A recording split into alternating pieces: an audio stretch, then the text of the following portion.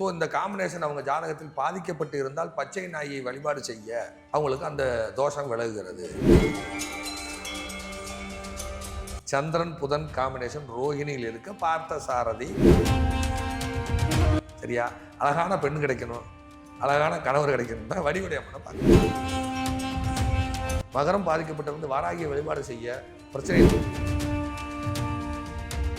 இந்த செவ்வாய் 6-8-12 மறைய சாய்பாபா வழிபாடு செய்தால் கஷ்டம் தலை தூக்கி விடும். வழிபட்டு ஒன்றும் நடக்கவில்லை என்றால் சாய்பாபாவை திருப்பி திட்டுவார். ஒவ்வொரு ராசிக்கு தகுந்தவாறு நாகூர் தர்கா, இப்படி நிறைய தர்கா இருக்கு. அங்க வழிபாடு செய்யும்போது சரியா இருக்கு.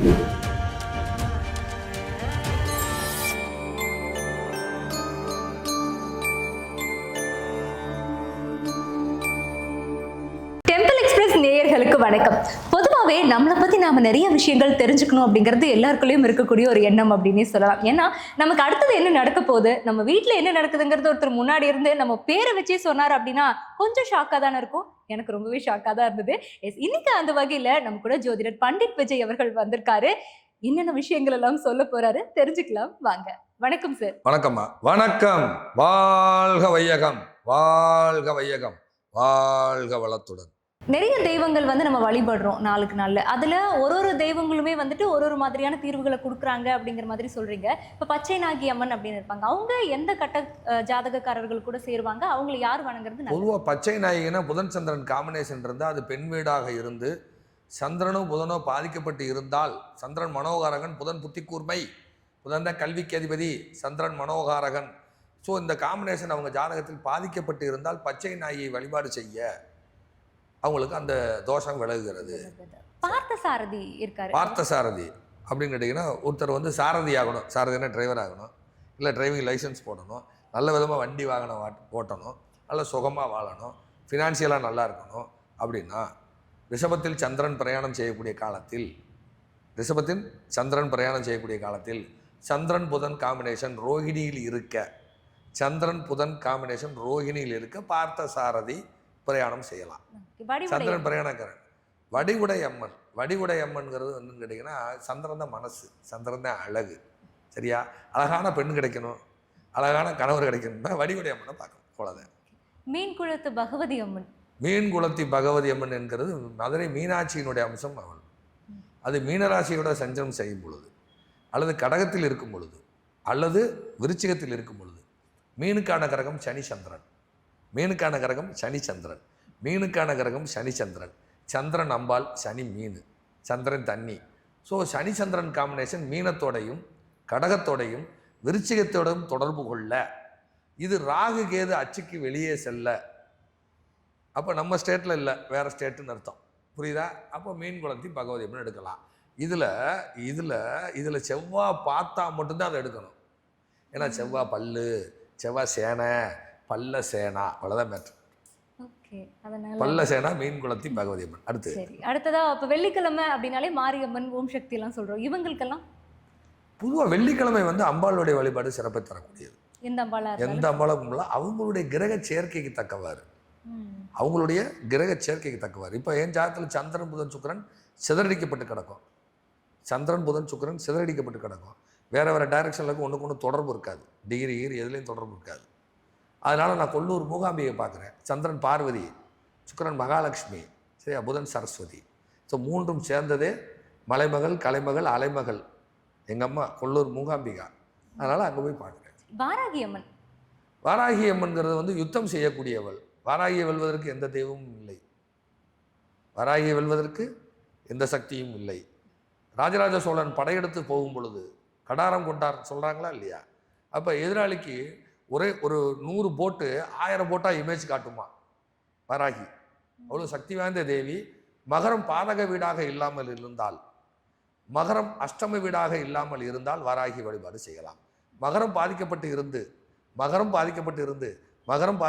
வாராகியை வழிபாடு செய்ய பிரச்சனையை தலைதூக்கி விடும். ஆமாம். இப்போ உதாரணமாக செவ்வாய் தான் செவ்வாய் சுக்கிரன் சம்மந்தப்பட்டால் சாய் ஸ்ரீ பேர் வரும். செவ்வாய் புதன் சம்மந்தப்பட்டால் சாய் ராம்னு பேர் வரும், புதன் ராமன். சரியா? இந்த செவ்வாய் 6-8-12 மறைய சாய்பாபா வழிபாடு செய்தால் கஷ்டம் தலை தூக்கி விடும். வழிபட்டு ஒன்றும் நடக்கவில்லை என்றால் சாய்பாபாவை திருப்பி திட்டுவார். உன்னைய கும்பிட்டு விளக்கு போட்டேன் விளங்காம போச்சுன்னு இதான் மேட்ரு. இதா இப்படி சொல்லலாம். நீங்கள் எந்த சாமியை சொல்லுங்கள், விளக்கம் சொல்கிறேன். எத்தனை சொல்லிகிட்டே இருங்க. எம்மதமும் சம்மதமே அப்படிங்கிறது தான் எல்லாருடைய கோட்பாடுமே இன்னைக்கு பெரும்பாலும். அதில் இப்போ கிறிஸ்டியன்ஸ் அண்ட் முஸ்லீம்ஸ் அவங்களுமே கூட ஜாதகம்லாம் பார்க்க ஸ்டார்ட் பண்ணிட்டாங்க. இப்போ ஜீசஸ் அவர்களை வந்து கும்பிடணும் அப்படின்னா எந்த கட்ட சேர்க்கை வந்து சரியாக இருந்தது அப்படின்னா அவங்கள கும்பிடுவாங்க. பொதுவாக 5-9 கெட்டு போச்சுன்னா மதம் மாறிடுவாங்க, அல்லது மதம் மாறிய சிந்தனை இருக்கும், மதம் மாறிய நண்பர்கள் இருப்பாங்க, அல்லது அந்த வீட்டில் மதம் மாறிய திருமணம் உண்டு. சரியா? அப்போ அந்த 5ஆம் இடம் கெட்டு 9ஆம் இடம் கெட்டு போய் அங்கே சனிக்கேது சம்மந்தப்பட்டா ஜீசஸ் வழிபாடு. ஏன்னா ரெண்டுமே அமைதிக்கான கிரகம். சனிக்கேது அமைதிக்கான கிரகம். அதுவே வந்து உங்களுக்கு வந்து அங்கே ராகுவுடன் தொடர்பு, புதன் ராகு காம்பினேஷன் வந்துருச்சுன்னா அல்லாஹ் ஹக் கரெக்டாக அவங்களுக்கான நம்ம தர்கா அதெல்லாம் சொல்கிறோம். தர்கா அதுக்கான தர்கா அதெல்லாம் சொல்கிறோம். தர்கா சில பேருக்கு ஒவ்வொரு ராசிக்கு தகுந்தவாறு நாகூர் தர்கா, இப்படி நிறையா தர்கா இருக்குது. அங்கே வழிபாடு செய்யும்போது சரியாக இருக்குது. இப்போ உதாரணமாக நம்ம இதில் நம்ம அந்த இப்போ ரகுமான் ஐயா கூட போனார். இல்லை வெள்ளூரில் கர்நாடகாவில் ஒரு கர்நாடகாவில் ஆந்திராவில் ஒன்று இருக்குது அரிக்கோட்டை. அந்த மாதிரி வேறு ஸ்டேட்லலாம் நிறையா தர்காக்கள் இருக்குது. எல்லாருமே ரிஷிமார்கள் தானே. அதெல்லாம் தப்பு இல்லை, அதெல்லாம் போகலாம், ஒன்றும் தப்பு கிடையாது. அவங்க ஜாதகத்தக்கவாறு அந்த பரிகாரம் வரும். அவங்க ஜாதகத்தக்கவாறு. இப்போ உதாரணமாக நான் கோயம்புத்தூருக்கு வந்தப்போ எந்த வேலையும் கிடைக்கல எனக்கு. அப்போ என்னுடைய நண்பர் வந்து என்னை கூப்பிட்டு போகிறார் புளியகுளம் அந்தோணியார் கோவில். புளியகுளம் அந்தோணியார் கோவில். அப்போ ராகு திசையில் செவ்வாய் புக்தி எனக்கு, ராகு திசை துவங்கிருச்சு. அந்த ராகு அப்படியே பார்த்தீங்கன்னா ராகுக்கு வீடு கொடுத்த ஒரு சனி கேதுவோட தொடர்பில் இருப்பார். அப்போ அன்னைக்கு எனக்கு அது அன்றைக்கு இந்த நாலேஜ் அன்னைக்கு கிடையாது. புளியகுளம் அந்தோணியார் கோயிலில் போய் சனி மண்டி போட்டு நானே நிறையாமலே செய்கிறேன். கேண்டில் ஏற்றிட்டு வரேன். 3ஆம் நாள் செக்யூரிட்டி வேலை கிடைக்கிது. ஸோ அதே மாதிரி பார்த்தீங்கன்னா பூண்டி மாதா நான் அடிக்கடி போகிற கோயில். பூண்டி மாதா கோயில் போவேன். வேளாங்கண்ணி போக மாட்டேன், வேளாங்கண்ணி எனக்கு ஒர்க் அவுட் ஆகாது. பூண்டி மாதா கோயில் போவேன். பூண்டி பசிலிக்கா அடிக்கடி நான் போகக்கூடியது. என்னை காப்பாற்றிய தேவியில் அவங்களும் ஒருவர். என்னை காப்பாற்றினது அந்த நேரம் வேளாங்கண்ணி வந்து எனக்கு செட் ஆகாதுன்னா, எனக்கு புதன் நீசமாகி கன்னி வீட்டை பார்ப்பதால், அந்த புதன் எனக்கு திதிசூனி வீட்டில் அமர்ந்திருப்பதால், நான் மீன வீட்டில் உட்கார்ந்ததால், நான் ஏகாதசியில் பிறந்ததால் வேளாங்கண்ணி போனால் நெகட்டிவ் ஆயிரும். அதனால் வேளாங்கண்ணி நான் போக மாட்டேன். ஓகே. கோவிலில் கூட நம்ம வந்துட்டு நெகட்டிவ் பாசிட்டிவ் வச்சு அதை பற்றி தான் வழிபாடு நடத்த வேண்டியதாக இருக்கு. சிறப்பு. ஸோ இந்த மாதிரி ஒவ்வொருத்தருக்கும் ஒவ்வொரு வரும் அது. ஆனால் அவங்க மக்கள் என்ன நினைக்கிறாங்கன்னா, நான் சொன்னால் அத்தனை பரிகாரத்தையும் செய்யணும்னு நினைக்கிறாங்க. நான் என்ன செய்யறது? அவங்க ஜாதகத்துக்கு எந்த கோயில் போகணும், என்ன செய்யணும், அதை விட்டுட்டு சார் அன்னைக்கு யூடியூப்பில் அன்னைக்கு ஒரு குபேரன் சொன்னீங்க, அன்னைக்கு ஒரு கோயில் சொன்னீங்க சார், அன்னைக்கு ஒரு நான் சொல்கிறத கேளுங்க, இதை செய்யுங்க, தேவையில்லாமல் அலையாதீங்க. நான் தேடி அலைஞ்சதை உங்களுக்கு ஈஸியாக கொடுக்குறேன். புரியுதா? ஏம்மா ஃபுல்லாக விளக்கம் சொல்லிடுவோம். அதுக்கப்புறம் 2 நாள் கழிச்சு எனக்கு ஃபோன் பண்ணுறது. நான் இன்னொரு கிளைண்ட்டோட பேசிகிட்டு இருப்பேன். அவங்க கட்டம் எனக்கு ஞாபகம் இருக்குமா? 15 நாளைக்கு முன்னாடி பார்த்துருப்பாங்க. அவங்க கட்டம் ஞாபகம் இருக்குமா? அவங்க சொல்லுவாங்க, ஆமாம் பார்த்தேன், கட்டம் ஞாபகம் இல்லை, சொல்லும்போது விட்டுருவாங்க. அதுக்கப்புறம் 10 நாள் கழித்து மறந்து போச்சுன்னு கேட்டால் நான் எங்கே போக முடியும்? ஸோ ஒருத்தங்களுக்கும் என்னுடைய இம்சை எனக்கு தான் தெரியும். என் கூட இருந்து அவங்க பார்த்தாங்கன்னா, ஆகா இவ்வளோ கஷ்டப்படுறாரா, அப்பையும் கூட இந்த 2 ஜாதத்தை பாருங்கன்னு தான் சொல்லுவாங்க. புரியுதா இல்லையா?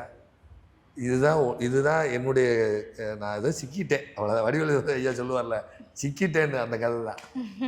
இல்லை, நிறைய பேருடைய வாழ்க்கையில் தெளிவுபட வைக்கணும் அப்படிங்கிறதுக்காக நீங்கள் நிறைய முயற்சிகள் எடுத்துகிட்டு இருக்கீங்க. இதுக்கு இந்த மெட்டல் நிறைய இருக்குமா. கோயிலுக்கு தான் போய் சரி செய்யணும் இல்லைம்மா, நிறைய விஷயம் இருக்குமா. பரிகாரம் நம்மளை சுற்றியே இருக்குது. பரிகாரம் நம்மளை சுற்றியே இருக்குது. ஒரு ஜாதகம் பாச்சாஞ்செடி நம்ம ஊரில் சொல்லுவாங்க தெரியுமா, கோயம்புத்தூர் சைடு வீடு பூமி பூஜை போடுவாங்கல்லம்மா, பூமி பூஜை போடுவாங்கல்ல, அப்போ ஒரு இது வைப்பாங்கல்ல, அந்த என்ன செடினா அந்த வாஸ்துக்காக பண்ணுவாங்க. வாஸ்து பண்ணும்போது ஒரு செடி வைப்பாங்க, பச்சை கலரில் இருக்கும் செடி, அது பேர் பாச்சாங்குழல் செடின்னு சொல்லுவாங்க. பாலா செடியாக, அது ஒரு பாலக்கால் போடுற செடின்னு சொல்லுவாங்க. பாலக்கால் செடின்னு சொல்லுவாங்க. அது கொடி மாதிரி வரும். அது வந்து ஒரு வித்தியாசமான ஒரு செடி, இலையெல்லாம் இருக்காது, அதாவது காம்பு காம்பாக இருக்கும், அது மாதிரி வித்தியாசமாக இருக்கும். பாலக்கால் போடுற செடி ஒரு ஜாதத்தில் சொல்கிறேன் சார். பாலக்கால் செடி போடுறது 3 கிளையாக இருக்கிற மாதிரி, 3 கிளையாக இருக்கும் தெரியுமா, 3 கிளையை ஒரு கிளையை கட் பண்ணி 3 தனித்தனியாக பிரித்து தனித்தனியாக பிரித்து ஒரு தேங்காயில் 3 கன்று இருக்கா, 3 கன்றில் ஓட்டையை போடுங்க, தண்ணியை வெளியேற்றுங்க, இந்த 3 காம்பையும் அதில் சொருகுங்க, இந்த 3 நுனிலையும் தீப்பந்தம் கொளுத்துற மாதிரி கொளுத்துங்க, அது எரியணும். இதை வச்சு திஷ்டி எடுங்க, இதை வச்சு திஷ்டி எடுக்குன்னு சொல்லியாச்சு. பாச்சாங்குழல் செடி கிடைக்கலைங்கிறதுக்கு நானா பொறுப்பு? விவரமாக சொல்லியாச்சு. கோயம்புத்தூர்காரங்க தான், பாலக்கால் போடுற செடின்னு எல்லாருக்கும் தெரியும். இது செய்யுங்கன்னு சொல்லி, அது எங்கே இருக்குன்னு தெரியல, அட்ரஸ் சொல்லலை. என்னை கூப்பிட்டு கேட்டால் நான் எங்கள் ஸ்டாஃபை கூப்பிட்டு அவங்களுக்கு என்ன தெரியும்? புரியுதா இல்லையா? ஸோ இப்படிலாம் இருக்குது. சரியா? சரி. ஸோ நிறைய பேருக்கு வந்துட்டு ரொம்ப பயனுள்ளதாக இருக்கணுங்கிறதுக்காகவும் நிறைய பேருடைய வாழ்க்கைக்கு நிறைய தீர்வுகளும் கொடுத்து நிறைய விஷயங்களை உங்களுடைய கண்டுபிடிப்புகளை மக்களுக்கு பகிர்ந்துக்கிட்டு இருக்கீங்க. மேலும் தொடர்ந்து நிறைய உங்ககிட்ட இருந்து தெரிஞ்சுக்கிறோம். நன்றி. நன்றி. நன்றி. வணக்கம். வாழ்க வையகம், வாழ்க வையகம், வாழ்க வளத்துடன்.